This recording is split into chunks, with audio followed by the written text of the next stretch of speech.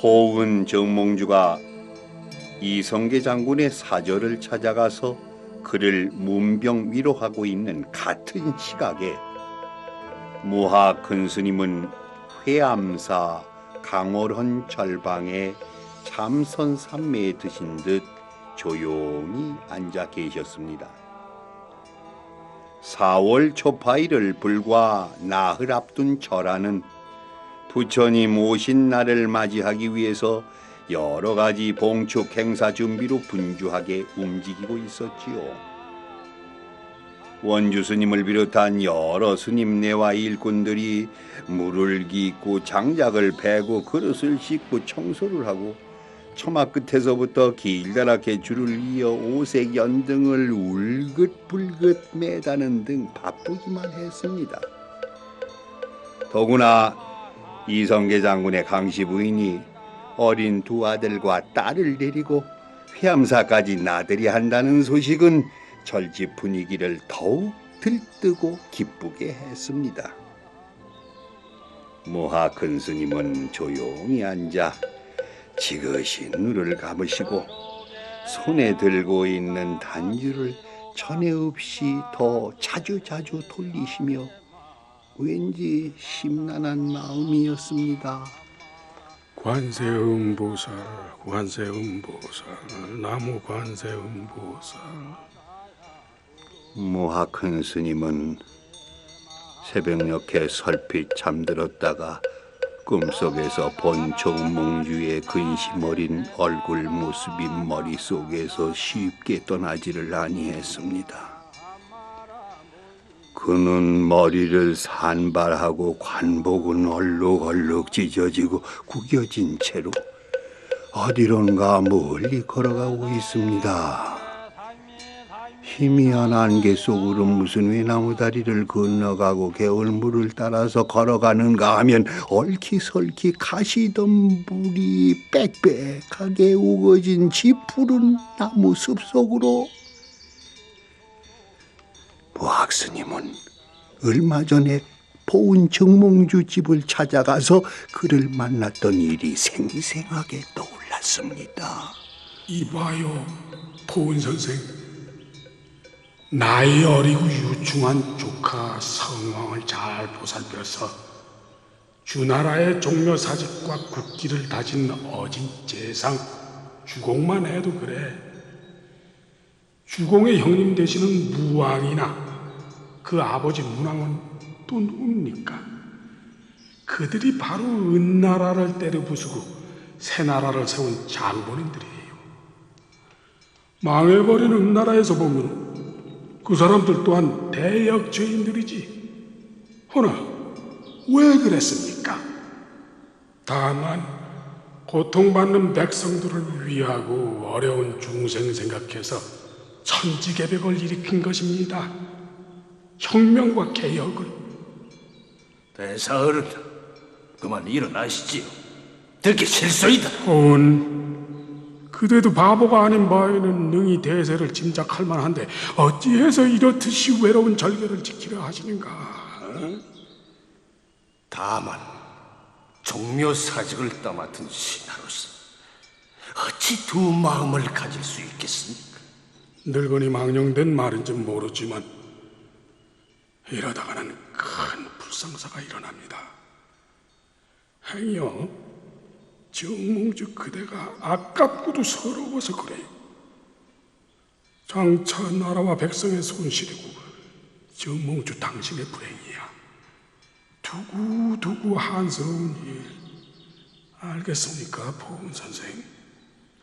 장차 정몽주가 가야 할 길은 정해져 있습니다. 그까지 내 한 목숨이 두렵고 아깝겠습니까? 일편단심일 밖에. 안쓰럽고 답답한 일. 나무 관세음보살. 관세음보살, 정포은한테 그런 사태가 일어나서는 아니 되고 말고 한탄스럽고 불행한 일, 서글프고 안쓰러우며 괴이한지고 관세음보살, 나무관세음 보살. 간사님 죄송스럽습니다. 자투전지가 뜨거워서 그만 깨져버렸습니다요. 간사님 잘못했습니다. 간사님 이 일을 어떻게 하면 좋습니까? 관세음 보살.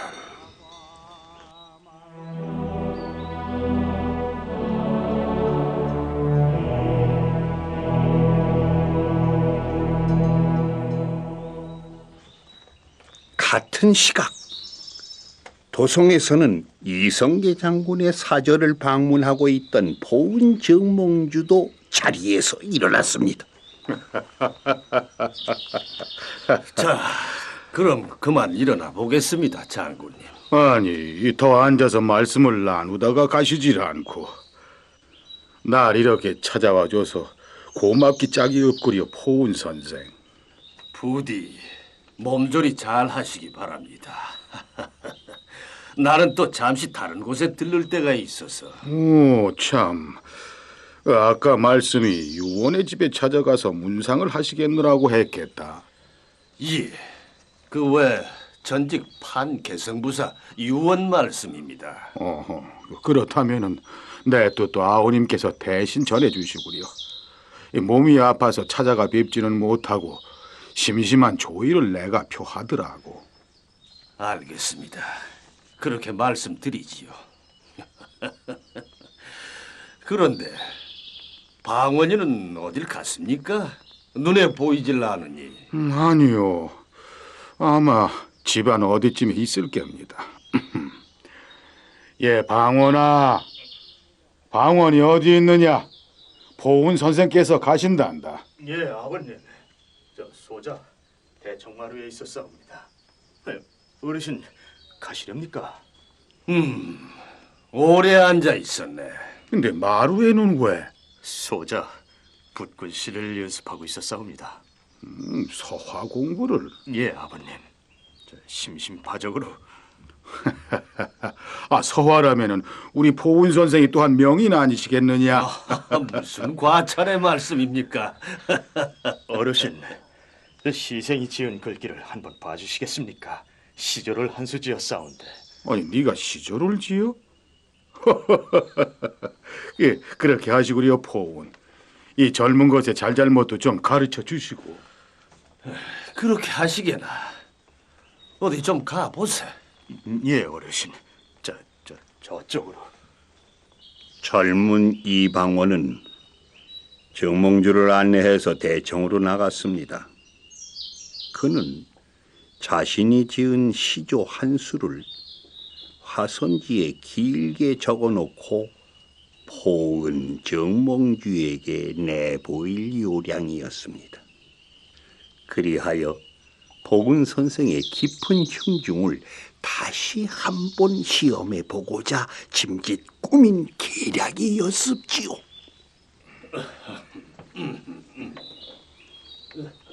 때 기록에 의하면 포은 정몽주가 이성계 장군을 찾아가서 문병코자 하니 이를 말리는 사람이 있었다고 전합니다. 그는 이성계의 이복 형님 되시는 원계의 사위로 변중량이었습니다. 그가 말하길, 어르신, 삼가하십시오. 가만히 살피건대 무슨 못된 흉계가 이루어지고 있다 하옵니다. 그러나 보은 선생은 이를 일축하시고 호랑이 굴 속으로 의연히 들어갔던 것입니다. 그리고 젊은 시절에는 그의 스승 김득배가 역신 김용에게 잠수되어 그 머리가 저작거리에 효수되자 정몽주는 이를 참지 못하고 상감께 주청하여 그의 시신을 거두어서 후이 장사 지내주기도 했습지요. 이렇듯이 포은 정몽주는 젊어서부터 그가 도리에 옳다고 믿는 일에는 아무런 꺼리낌 없이 죽음도 두려워하지 않는 기계와 저리가 있었다고 합니다.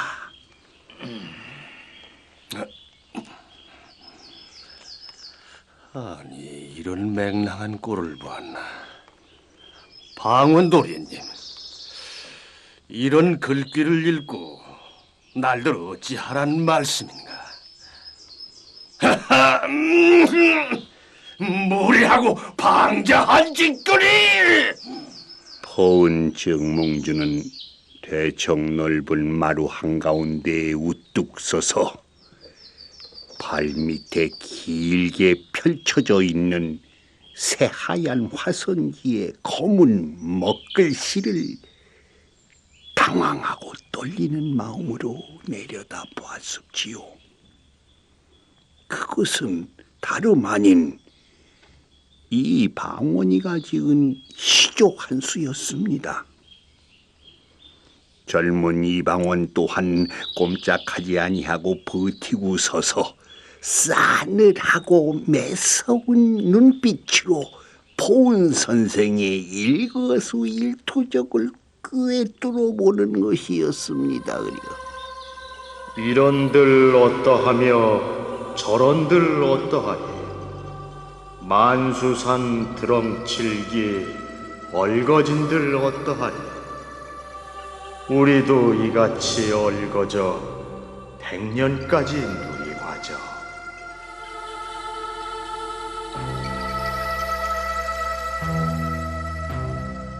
잘 아시다시피 이 시조는 이방원이 지은 유명한 하여가올시다.